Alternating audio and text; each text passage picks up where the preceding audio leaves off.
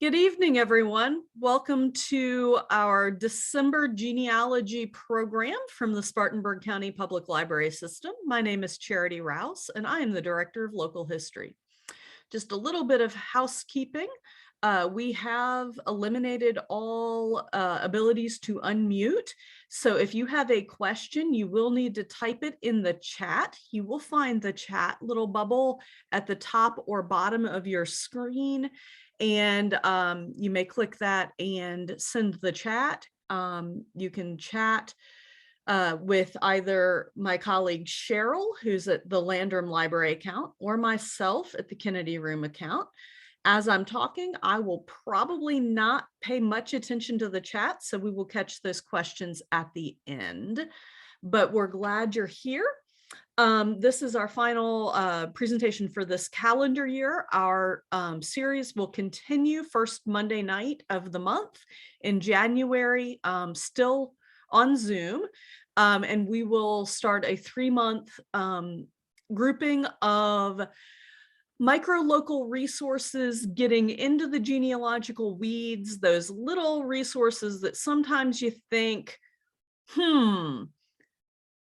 is there enough there, or should I really go through those weeds with the hope that I can find my ancestor in them? And we're going to look a little bit at how to search them, where to find them, what types of records, and how there are and how they can be helpful. So, but that's in January. Originally, we were scheduled to start hybrid presentations with live and online that night, and we're just not yet ready technically. So just be on the lookout. February may be when we start allowing a handful of people back into the building for programs for genealogy. And what we'll do is, we hope, be able to hybrid with some people in the room and everyone else on Zoom online, because we recognize that many of our folks now are Zooming in from around the country, and that is wonderful. We're glad you found us. But we also know that some of our local people don't have adequate internet to do this type of Zoom program. And so they are very anxious to get back in the building. So we have a firm commitment to continue the online presence for our genealogy series. So thank you for helping us keep this going through this last year. Tonight, we're going to be talking about just some basic skills, continuing our genealogy building blocks, and we'll be talking about evaluating your resources. And what we mean by this is you find some new and exciting information that you're researching someone. So now what? How do you know whether this is great information or something which might lead you in circles? And so the first building block we need to look at is, what is the resource and who created it? If you like to have text in front of you, this is a little bit handout heavy with the text. And so I'll be flipping back and forth between the handout and some examples. So many of us, if we've been researching for any amount of time, do resource evaluation somewhat on the fly and automatically. And that doesn't mean that we're focusing well and really evaluating it, but it also doesn't mean that you have to spend a lot of time thinking about it. But you need to do some basic evaluation of a resource. Is this an official document of the court or a government agency? Is this a legally binding document? There are plenty of errors in these. So if it's a vital record of a birth, a marriage, divorce, or death, is it court minutes with people under oath? Is it Social Security records, military records, these types of governmental records? Because those are more likely to be seen as true. but they are only as strong as the person giving the information. So that's something you have to remember with everything. Who gave the information? Who wrote the information down? The other thing you need to look at is this a derivative index, a transcription, or an abstract? Many times, one of the sources that leads us to the original document and good document that we're looking for is one of these indexes, transcripts, or abstracts. Now, time to define some things. An index just tells you, sometimes it's a name index, sometimes it's a place index, sometimes it's a general index in a book that will tell you places, names, events, different things that you're going to look in that index, and it's going to tell you, go look at page number whatever, and it will tell you, this name appears on that page. A transcription is if someone has looked at a handwritten document and they have typed out a typed transcript, or have handwritten it, but usually these are typed, of whatever the handwritten document is. You see this in places of bad copies, fragmented copies, bad images, times when you can't photocopy something, so you are transcribing it, you are copying it for your own records. An abstract and transcription typically has absolute full information in the item, in the document. So if it's a deed, it has every word in that deed, or parentheses or square brackets where you can't read something. An abstract is where someone has gone through a record set and has picked out what they see are the important items. And so they are able to pick out what's important to them. The problem is sometimes with an abstract, they leave out what's important to you. So you may need to evaluate who abstracted it and for what reason. So who did this index, transcript, or abstract? In the 1930s and early 40s, we had the Works Progress Administration, and they did a lot of indexing, transcriptions, and abstracts around the country for a lot of records. While many of these people were fairly literate or able to read and write, bad handwriting gets all of us. And so, and they were trying to put the country to work to get us out of the Depression. So some of that is extremely good, and some of it is kind of like when we look at Ancestry or Family Search right now, and sometimes the name indexing is, how did they get that from that? So, and I'll show you some examples in just a minute. When was this done? Was this done 80 years ago? Was this done 3 weeks ago? Knowing the time frame of when something was indexed, transcribed, or abstracted can be helpful. Why was it done, and which version? So which version is it an original document? Is it a photocopy of a document? Is it a microfilm copy of a document? Is it a digitized version of the document? Was that document digitized from the microfilm, or was it digitized from the original? Lots of questions to answer. Is this a first-person account, published or unpublished? First-person accounts can be things like diaries or journals, memoirs, family Bible entries, letters. So this handwritten, generally not intended to be published, but written and done for informational purposes for household use, basically. Is this published or compiled research? Is it a printed book? Is it from an archival collection of materials? Are they research files with handwritten notes that is somebody's personal research that has been developed, but not uh, that would not necessarily be published, but some of it is compiled and published.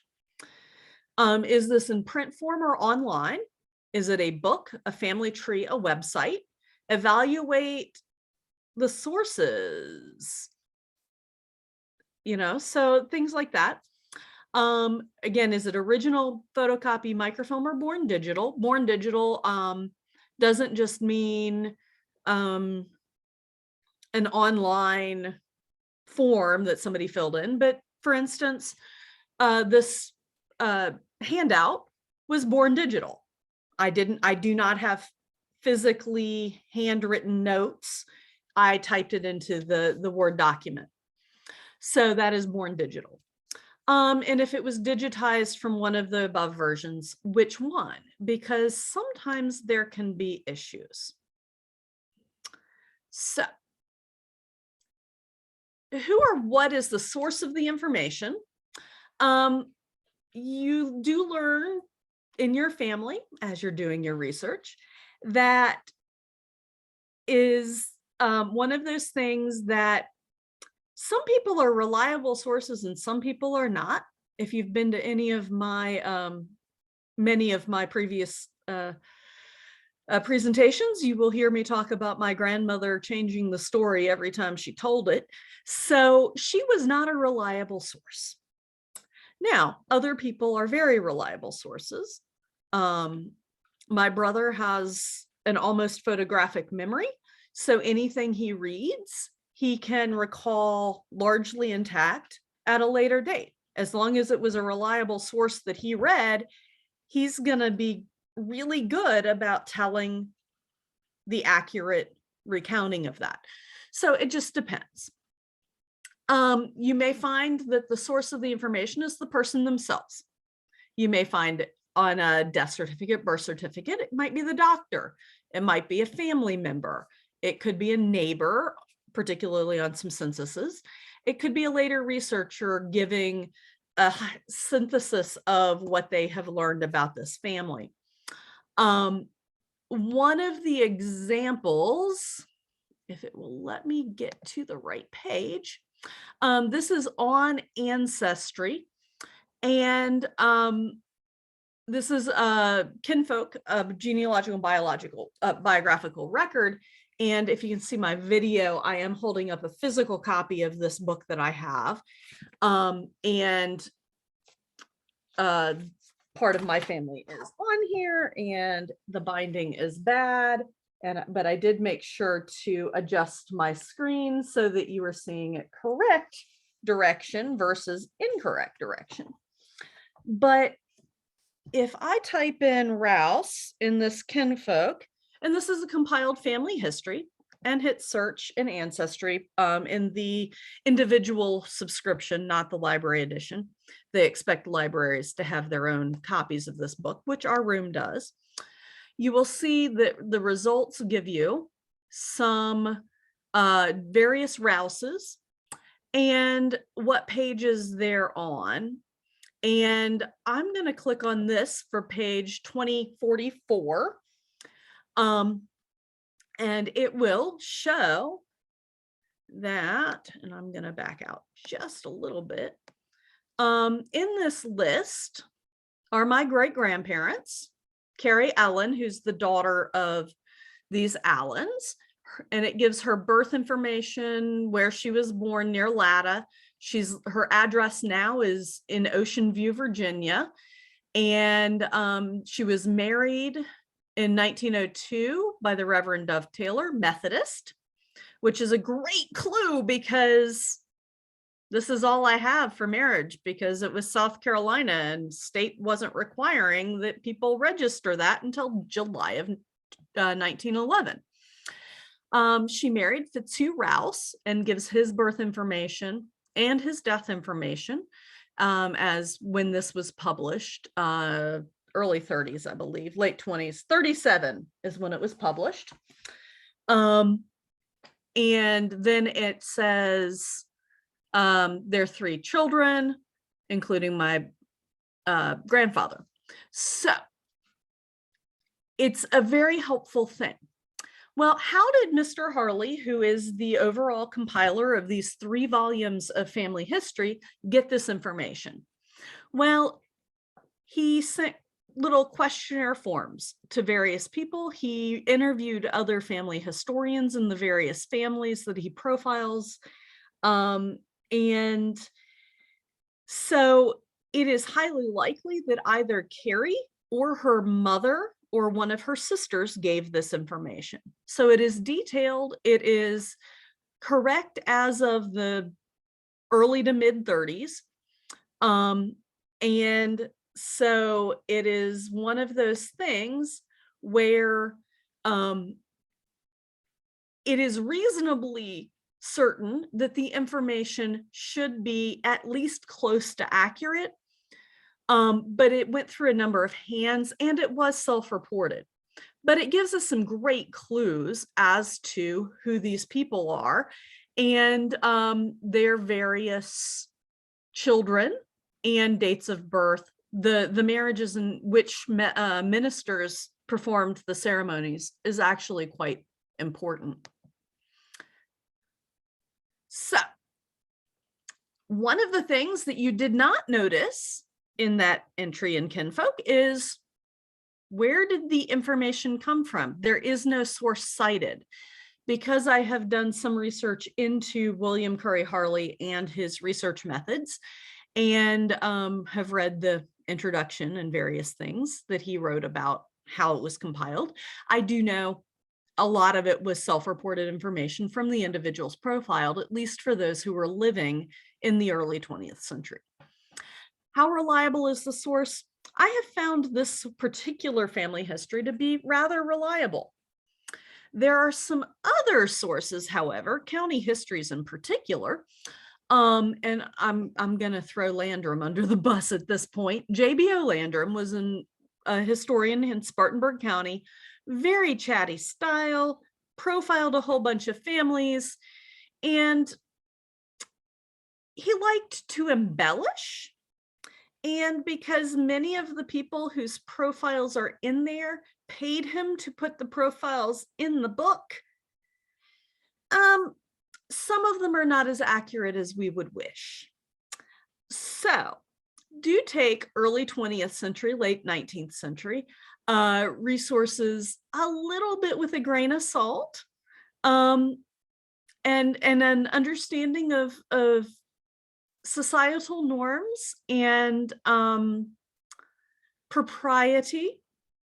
The history of Marion County completely has a wrong set of information for my Allen ancestors.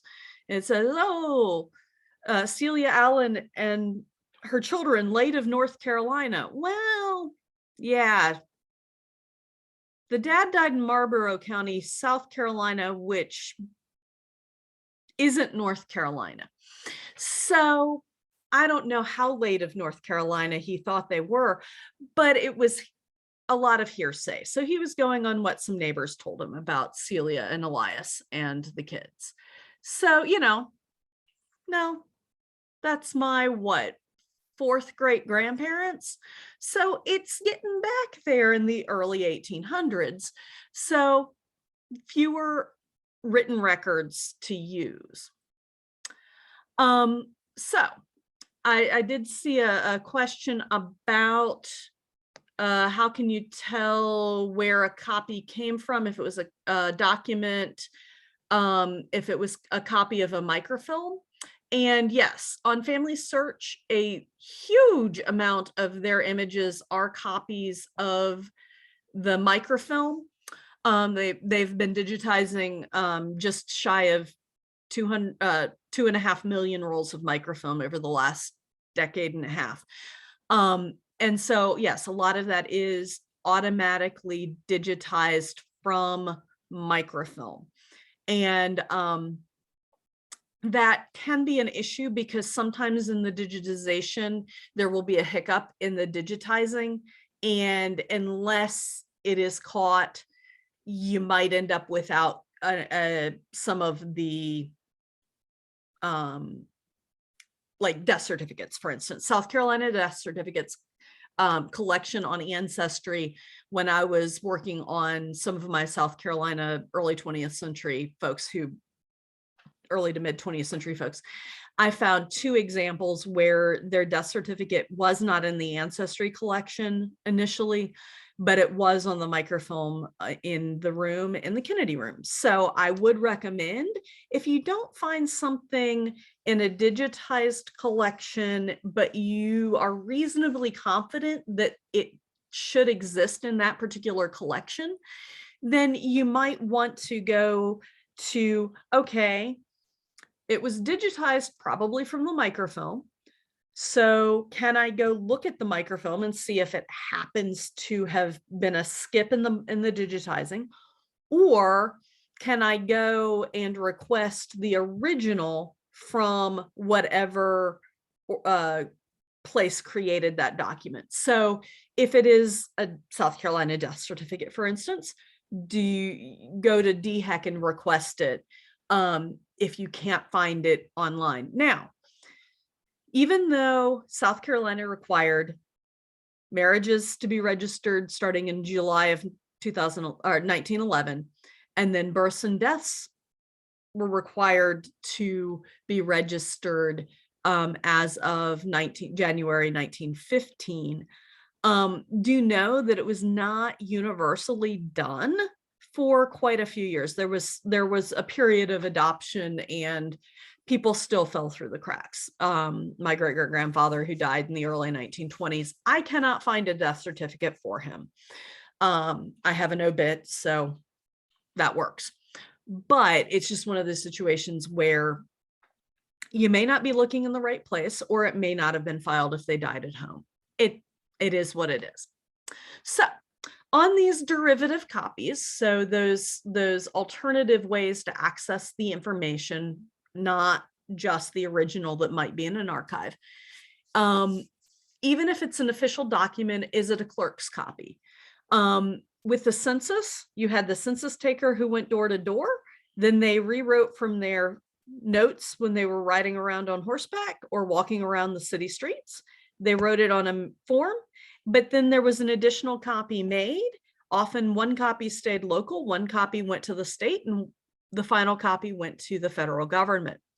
So there was a lot of writing and rewriting, and sometimes the handwriting can be atrocious, and sometimes people just skip lines. I've seen census records where you're going through and all of a sudden the 2-year-old in the previous family has the next head of household's job written on it, on their line. So somebody just skipped a line. It was tedious work. And so sometimes you can figure out fairly easily, and sometimes it's just bad transcriptions. I've seen a copy of a will from 1830 on the Eastern Shore of Virginia. The same clerk, same handwriting, same pen, same paper. 4 different copies of that will over the course of a couple of lawsuits in these chancery files that I've looked at. And that clerk was an angel, because it's really clear they're all identical pretty much. I mean, sometimes you might have a line, a word on a different line, but word for word, they contain the same information. So, you know, every time you have a copy of something, especially a handwritten copy, there's always the chance that a letter is going to get changed, a word's going to get missed, a date's going to get mangled. So just be aware of that as you're working. And how many times has it been recopied? Because sometimes you're working from the copy of the copy of the copy of the copy, and that it can be harder to track down, to be quite honest. So the date of the event versus the date it was recorded, was the person recording it actually there? You know, a family Bible, you're looking at, does the handwriting change over time? Does the date of the copyright of the Bible coincide with, or is it prior to the earlier people written in that book, or at least their marriage date? And then a delayed birth certificate, and I forgot to grab this example, so I'll just talk through it. We have a delayed birth certificate for my great uncle. The person attesting to his birth was his older sister. She would have been 7 when he was born. And, I wouldn't have bet against her because, quite frankly, she she was a force of nature, even though she was a 4'8" if she stood up straight. So she went in, and this would have been in the 40s when he was registering for the draft or selective service or whatever he needed to register for, and needed a birth certificate. Or he was going to work for the government. He was a plumber for the government. But he needed his birth certificate. Well, he didn't have a birth certificate because Virginia didn't keep birth certificates in 1908. So I can just envision Onetta marching in with the family Bible and going, I was there. And the poor clerk not challenging on her on the fact that you were 7. How much were you really paying attention? So it just depends. 7 is at least old enough they could have remembered. If she had been 2, maybe not so reliable. So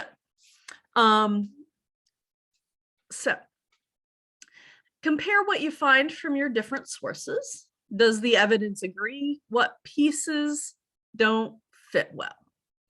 So I'm going to go over here. This is in Family Search, and I did a search for Fitzhugh Rouse, South Carolina, born in 1880, my great-grandfather. And so there are some that come in here, and okay, so we see a Fitzhugh W. We've got a real question with Fitzhugh. I'm pretty confident he was Fitzhugh William Rouse, Fitzhugh W. Rouse, but a number of things have him as William Fitzhugh. And then Fitzhugh is sometimes one word, sometimes 2 words.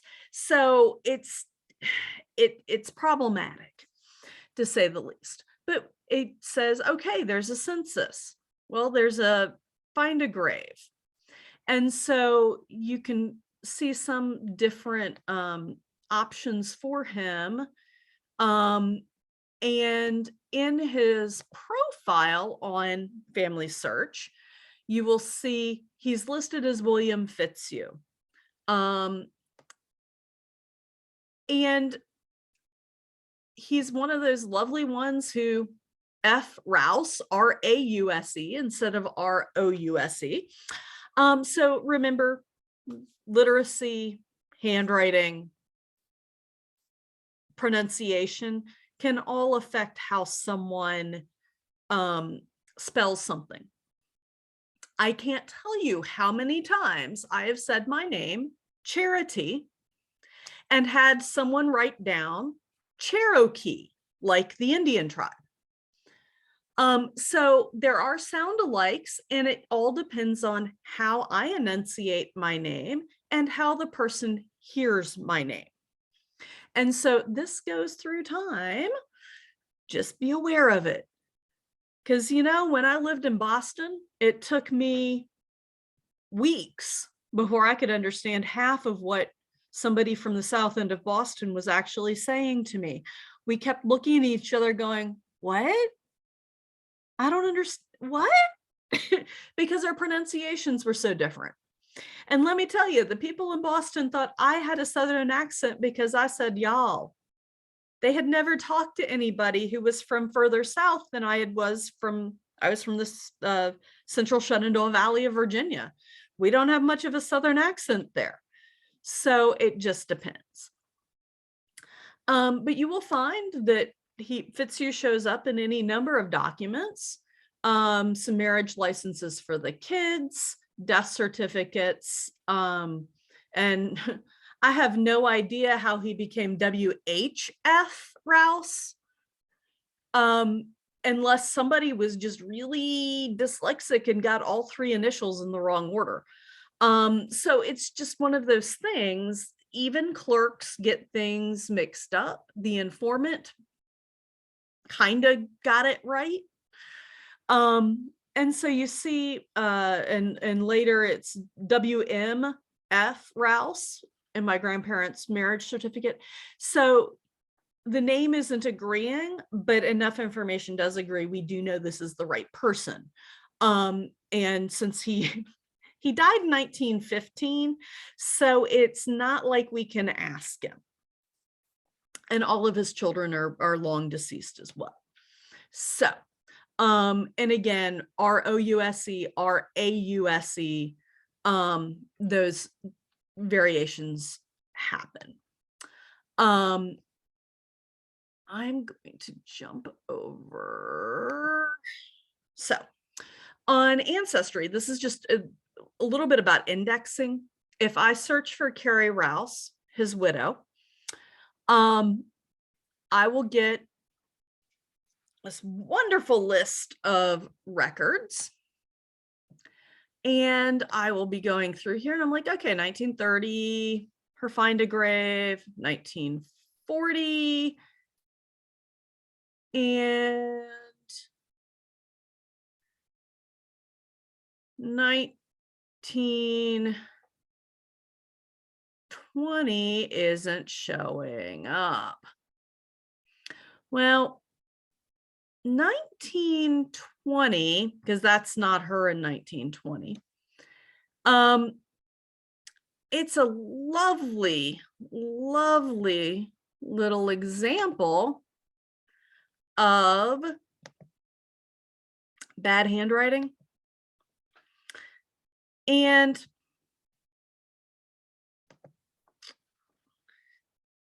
what you gotta love on this one is, I finally found this looking up her children, actually, and her parents, because she was living with her parents. This is 5 years after her spouse died.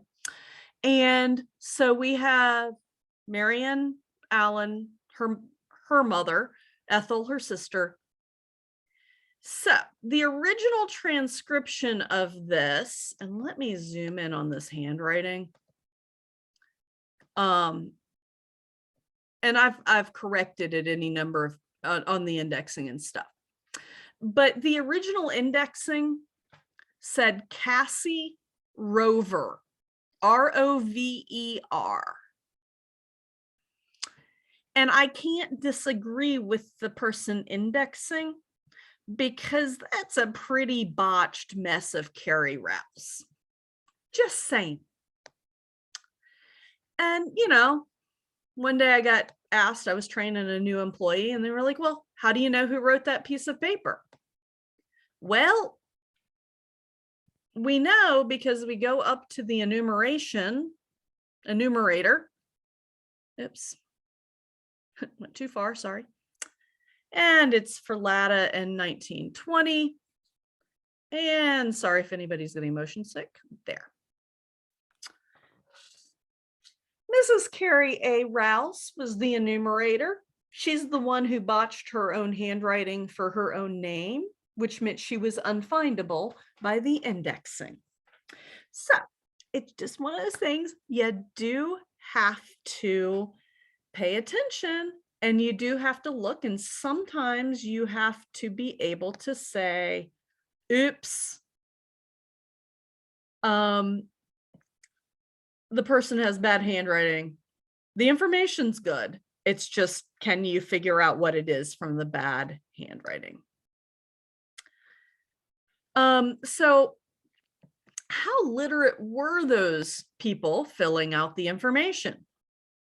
Remember, prior to the 20th century, and quite frankly, the advent of vital records and Social Security in the 1930s, exact dates and ages were just less important to most people. When you're living by the season and by the harvest, if you're agricultural, you're not having to punch in a time clock. You're not having to show an ID to be able to drive a buggy. So those types of details were just a little less important to many people. I mean, you still get the newspaper articles celebrating the 100th year of whoever because they managed to live that long in an era where that was unusual. But, you know, and if you can't read or write, you can't verify that someone else recorded things correctly. Memory can also be fickle. I have had a time in my life where somebody asked me my age and I added a year. I was already anticipating that next birthday, and I don't know why, because none of us, well, after we turn 21, none of us really want to be older than we are. So, it's just one of those things, but memory can be fickle. So if you're depending on someone to remember something, you're going to need to try to find some verifiable resources, newspapers, records of some sort, that kind of thing.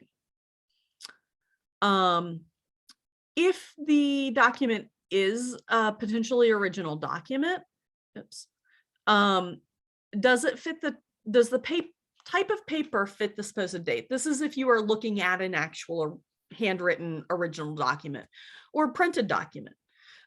Is the paper of the period where that document would have been produced? How about the ink, the handwriting style? Do you know the provenance of the original? Is there a courthouse, a box in the attic, diary in family hands? How did it get to where you found it? Was it copied? Is this a handwritten copy? Is it a photocopy? Those types of things. So again, it's just looking at it and thinking critically about the resource you are looking at to make sure that it is what it says it is. I mean, I don't see why people would fake documents, but plenty of them are out there. And, you know, it is what it is on that. Is the location correct? In the document you're looking at, are there multiple people with the same name? Are you reasonably certain this is documenting the correct person? I grew up in Harrisonburg, Virginia, where Rouse is not a popular surname. Miller, Zook, Lehman, a lot of Mennonite names are very popular. There are plenty of Schwarzenegers, but and variations of that. But there were literally 2 Rouse families. My father was John, and the other Rouse was Jack. No confusion there at all. Completely not related. We did not like the time period when Jack was repoing cars because our number was the one listed in the book and he had an unlisted number. And we got a lot of irate, drunk 2 a.m. phone calls. But you have to, when you're looking at things like find a grave, make sure you're looking at the right person. And Jack's daughter was Jackie, which was the family nickname for my father, which just got really confusing really quickly when we kept getting wrong numbers. So, are there multiple people? Here in Spartanburg, we had William Walker, who was the author of the Southern Harmony, a hymnal. After he published that book, he always signed his name, William Walker, comma, ASH, author, Southern Harmony. Problem is, he purchased his property before he wrote that book and before he annotated that, and there were 5 different William Walkers alive and of age to purchase property. At the time he purchased that property, we're reasonably confident we've identified which property was his, but there's always that little doubt because there were 5 William Walkers. So make sure you are doing your due diligence to check for possible confusions. If this is cited in a book or an online tree, can you trace back and look at the source document? How well is this cited? And this is the plea on the part of the genealogist and historian and me, and the person who helps a lot of people do their research in our room. Cite your sources, even if it's just a footnote that says you looked at this census, this census, this census, this census. Now, some of the censuses were scanned from different copies of the census, and so the copy you might find in one archive or on one set of microfilm might be different than the copy you find on another set of microfilm. So, if you found it at Family Search, just say on Family Search. If you found it at Ancestry, the 1900 census on Ancestry. And if you really want to be helpful, the location and the enumerator's district and page number. Really helpful. Line number, if you get them to the right page, they should be able to find the right line. But it's just one of those things. It really does help. And then this goes back to that earlier question about not all original records got microfilmed or filmed in order. And when digitized from film, some images get skipped. So South Carolina death certificates, as I said, I know of 2 that got skipped. In talking with Brian Gandy down at the Darlington County Historical Commission, he said, yeah, the microfilm of some of their resources was done on site. The problem was they were microfilming it, and if the box had been pulled for someone to do research, they just skipped over that box and went on to the next. And when that box came back, sometimes they actually remembered to scan it, but it's now out of order. And until those are fully name indexed, there's just no way to find stuff when it's out of order. And so they end up pulling the originals 9 times out of 10 rather than going to their microfilm, simply because it's such a pain to use. Digitized things are getting better, I have to say.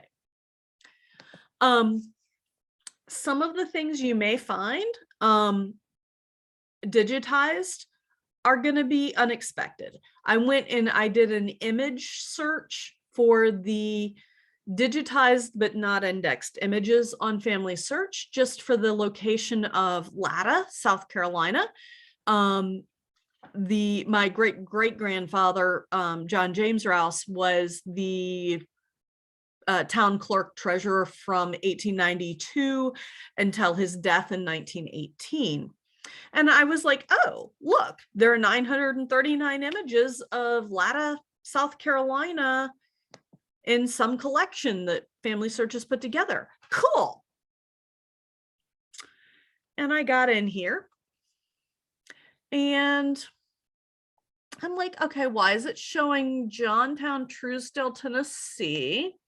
Well, this was a microfilm that they digitized, but there are a whole bunch of different sub collections on this particular roll of microfilm and combined into this particular collection.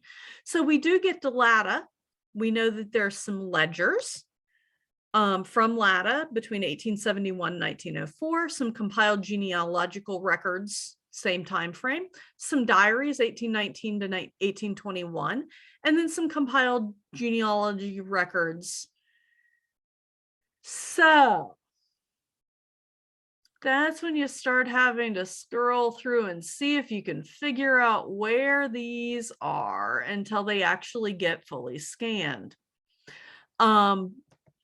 And so sometimes you just have to do some old-fashioned scan through and see where it is.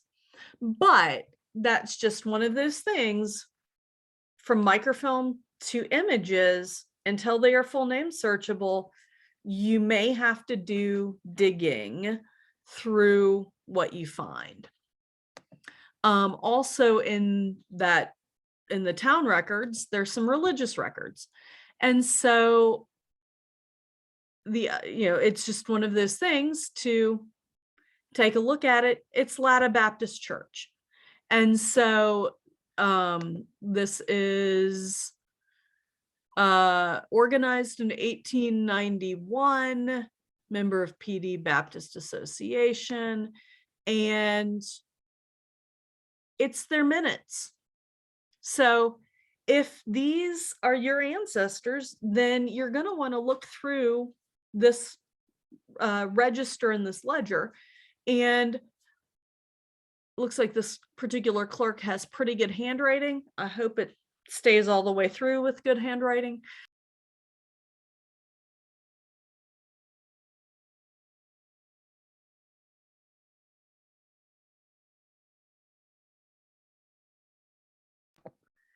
Okay, hopefully I wasn't muted for very long. Thank you, Cheryl. When you're going through things like Family Search, look at the images and do check for records that haven't been name searched, name indexed, because you may find treasures. As I said, that was Latta Baptist Church, founded in 1891. Sorry about that. I don't know what I hit when I muted myself. Sorry. Okay. I've got to find the next tab. Too many things from Ancestry. Okay.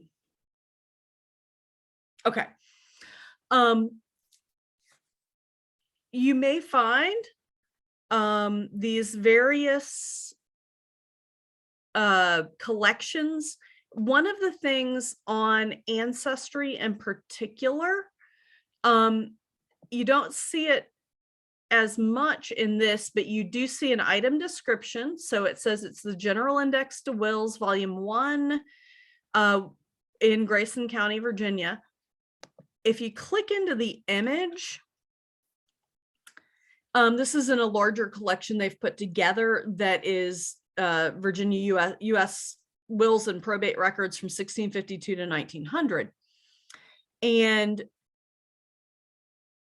you should be able to see, and in the new view, you don't. Okay. I'm gonna see here. I need to zoom in here.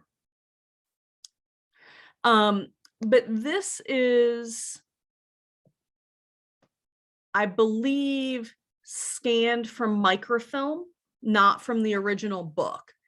One way you can sometimes tell if it's scanned from microfilm is if it is just 100% black and white, it's not in grayscale. And this is black and white.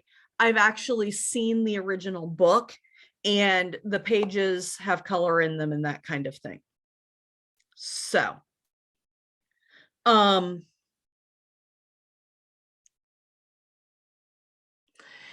and anyway, but that's just one thing to take note of, because you can have full color images, which most archives will only do for things that are in actual full color. Most of the time for digitization, it will be in grayscale, because then you get a little bit of the color differentiation for the paper. And then you also do get black and white, which is just the black and white contrast. And so things like the darker part here at the fold of the page show in a little bit different way. Okay. Find a Grave is one of those places that you really have to evaluate the information you get. And you always hope for someone who's posted full pictures and good stuff.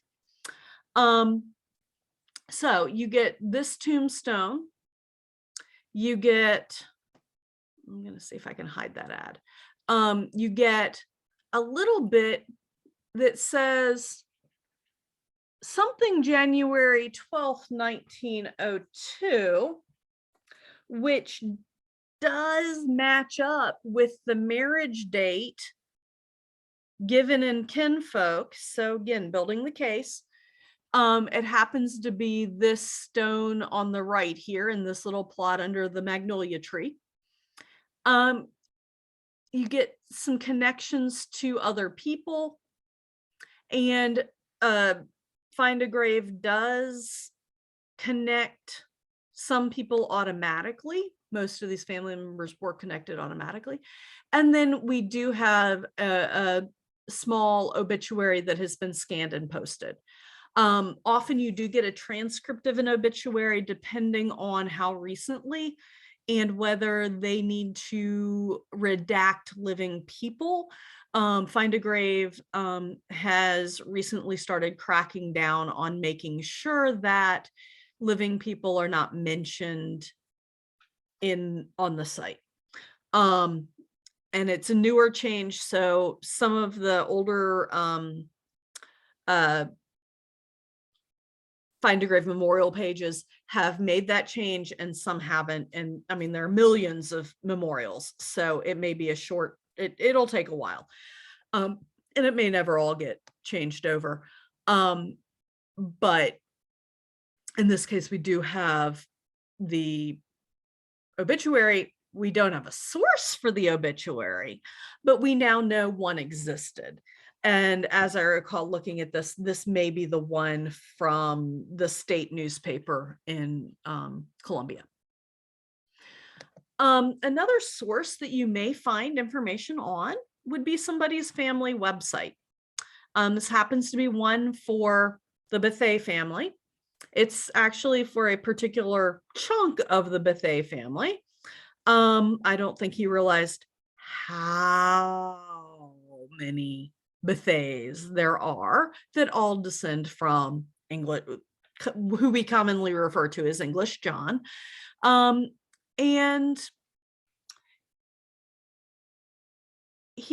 by about 1691, we know he is in the border of Virginia, North Carolina, in the Great Dismal Swamp.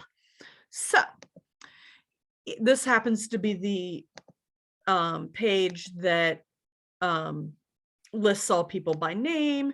And my particular line, we have to go back to John Robert Bethea, my great-grandmother's grandfather, in order to get information. So you do get some information about John Robert Bethea and some names and dates, and one child, not the one I descend from, but one of her sisters. And so you don't have any information about where they got their sources, but you do have some dates and names to follow up on and see if you can find additional information. Again, use a website, take a look at it. What are their sources? Can you track their sources? And if you can't, it's a really good hint. Published family histories can be really good hints, or they can be actually well-researched information. But if they don't tell you where their sources, who are their sources, be aware there are some that have some highly made up information. There's a situation on my Bass line that theoretically my Bass line is from a Bass, son of a shipping, early ship contractor with the Virginia Company in Virginia. So pre 1624, had commerce in Virginia and ended up with an early plantation there. One of, I believe, the grandsons married supposedly one of Pocahontas that Pocahontas's cousins.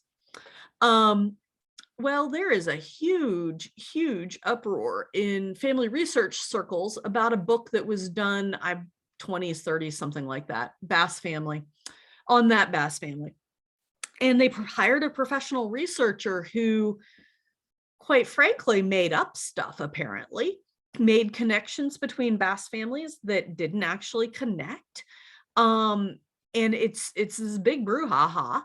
I'm far enough away from it. I'm just an interested observer at this point. But for a while back, 2012 era, the blog posts going back and forth on a couple of family blogs and things were just going nuts. And it relating to the Nansemond Indian tribe and their tribal membership and recognition finally by the state of Virginia a couple years ago now. And so it's just one of those things where you never know what you're going to find online. And you never know what controversy, but don't just take everything at surface value. Evaluate the resources. Um, Archival items, you may find things like this. This is a militia enrollment of men between the ages of 18 and 30 for Darlington County in 1869. This is on the South Carolina Department of Archives and History. It's a record and image search in their online records collections. And this happens to have been digitized, but you see the surnames are in bold, given names are not. So you can a little bit more easily scan through and see, oh, who the neighbors might be. Well, there's J.J. Rouse right there. And he would have been the right age. And then you get this, and you can zoom in on the roll of citizens. And this happens to have been copied. This is a clerk's copy, and it has been alphabetized. So looking for Rouse, and it's down here. So we have J.J. Rouse, who is a shoemaker.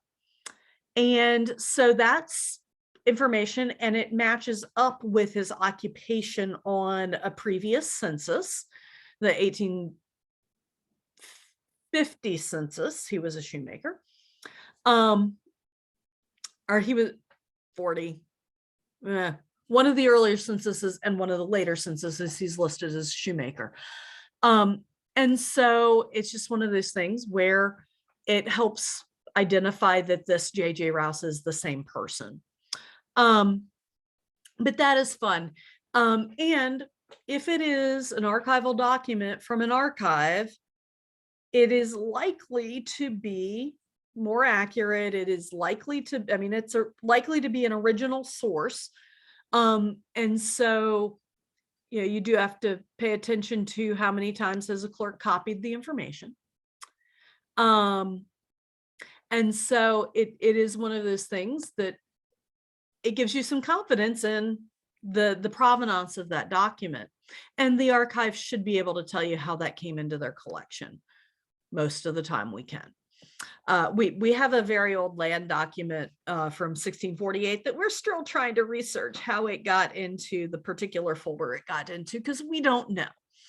And we're working on getting it translated and transcribed, because part of it is in Old English and clerk hand from the mid 1600s. It's a really cool document though.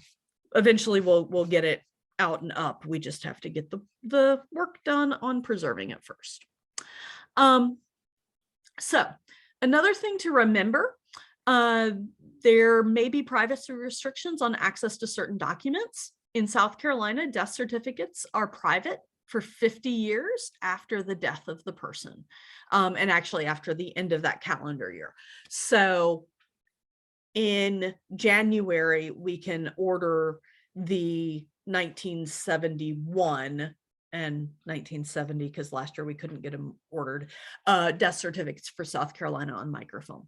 So they are released at the end of the year. Birth certificates are only being released after 100 years, and those are being released online only in the South Carolina Electronic Records Archive. And so those are through the state archives website. And those do get redacted. They have to go through, and any adoptions and things have to be redacted, among other things. So just because they're released again doesn't mean that everything is released. If you're looking at family history books in particular, things that are printed on the shelf, older family trees that may have been done at the dawn of the computer age and dawn of online work 25 years ago, you're going to find that some of the sources, or they don't have access to sources that we have access to now. We are in a wonderful time to do genealogy because so much information is available to us. Now, that said, not everything is digitized, not everything is online, and it never will be. So that's when you do have to call the local repository and say, hey, do you happen to have that jail book for 1906? I think my ancestor may have been in jail. And they might have it, or they might tell you, well, that's over at the Historical Society, call them. So it never hurts to ask the question and follow the clues that you find. Also, previous boss was like this. Some people think that facts get in the way of good story, so they may combine stories, adjust timelines, and embellish so they have a better story, which makes your research be all sorts of fun. I was pulling census information, researching a female artist, and her birth year changed. And not just, most of us expect, okay, it's going to be a year, 2 or 3 off, whatever. No. Over the course of the censuses, it varied by over 25 years for her birth. So, it depends on who is asking the question, who is telling, and what age she feels is socially acceptable to be. So just know, some people fudge a little bit, that gentleman marries that pretty young thing and all of a sudden loses 10 or 15 or 20 years, and that they're not the same age as their oldest child, but that's what they're claiming. So sometimes there's that you can figure out some of the why, and sometimes you have no idea why they're lying about it, but hey. And they may not have been the one giving the information. The pretty young thing may have been giving the information for the husband, and she just didn't know, so she guessed wrong. Do watch out for the same name syndrome. There are many, many, many John Rouses. Many periods, many different unrelated family groups, and it can be overwhelming, and Rouse is not that common a surname. So if you're looking for someone who is a Johnson or a Miller or one of the, Hernandez or one of the very popular Hispanic names, just know you're going to have to be really careful about making sure you've got the right person. And you may have to research all of the other ones just so you can be able to say, nope, not the right one. My Thomas Blair, supposedly from Scotland and deserted in the Revolution and ended up Grayson County after being bayoneted in the gut. Still trying to find proof of that, because I have a page from something I can't read on Ancestry from somebody's tree because the image resolution is too small.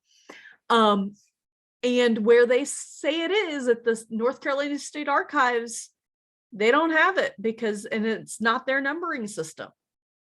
So nobody knows where this document came from, including the person who posted it, which is always fun. So just know there may be people with the same name. Use of junior and senior is not consistent over time. Usually it just means elder and younger. And then when the current elder dies and there's another younger person who would kind of be third, they just shift everybody up, and senior junior just keeps moving. So someone may not be junior all of their life. And then, there's my father's first cousin who named his son the third. And that's legally he was named the third, except for he was really the fourth, because the one we always called junior was the third. So it may not be accurate. Just it's a guide. Just think of it as older and younger, and they don't even have to be related. They just have to be in the same area so that the clerk was trying to keep them from getting confused. And spelling is inconsistent. If you can sound it out from those letters, guessing at what the vocal accent and dialect might have been for the speaker and that of the person recording the information, it could be your person. If I had $1 for every person who walked into our genealogy room insisting that their name has always been spelled whatever, and they refuse to look at the documents we have found that are their person for, 15 documents, but because the name is wrong, the spelling is wrong from what their preconceived notion is, they're not going to look at it because it's not their person. If I had $1 for that, I'd be a rich woman. So don't be so narrow focused on your preconceptions that you ignore the evidence in front of you. So that's just a little bit about evaluating the resources. Think through what you're looking at, put on your thinking cap, and be skeptical. And are there additional questions? Let's see if I can stop sharing.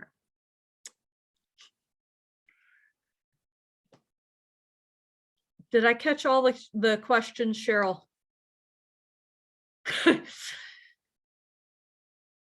So, yeah, microfilm is really good because it is a facsimile image of the original, and as long as it's not too badly disfigured or pieces missing, that kind of thing, it's one of those things where it can be pretty accurate. I will say is the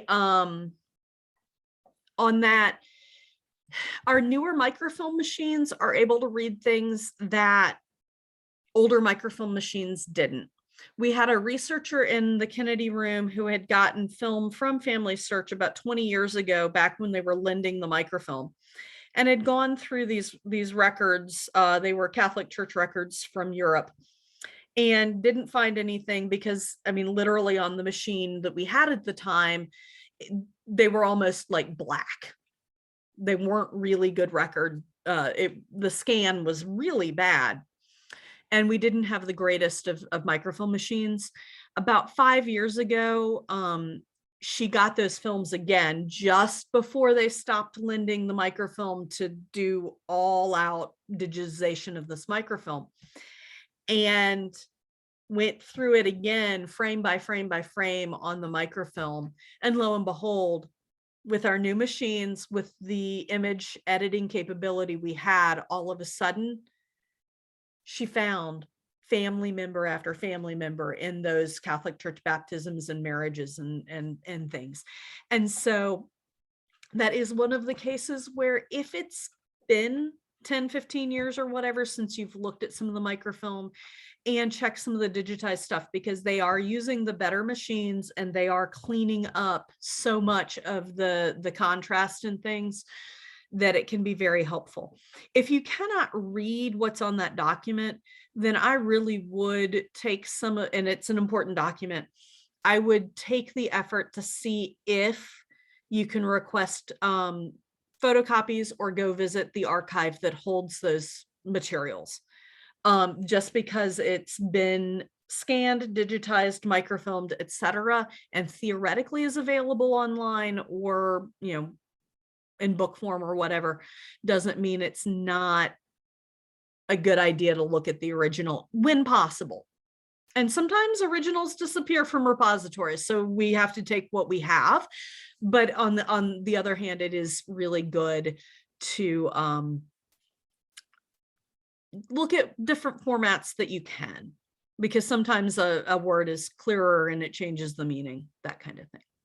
So thank you so much for coming. If you have additional questions, feel free to email the K-Room account, kroom@infodepot.org, and we will hopefully get an answer to you. We appreciate you coming and hope to see you next month. Next month, the first Monday is really, really early. We're right after New Year's. And I'm blanking on the calendar. we've looked at the calendar a lot, but we are on the 3rd of December. So look for that calendar information, and maybe you just need a break from family by that point. And we'll be back with looking at those micro local resources and getting into some real genealogical weeds. We'll do that for 3 months. Then April, we'll talk about the 1950 censuses being released, unindexed. So we'll talk about how to find your people. So thanks so much for coming, and I will stop the recording.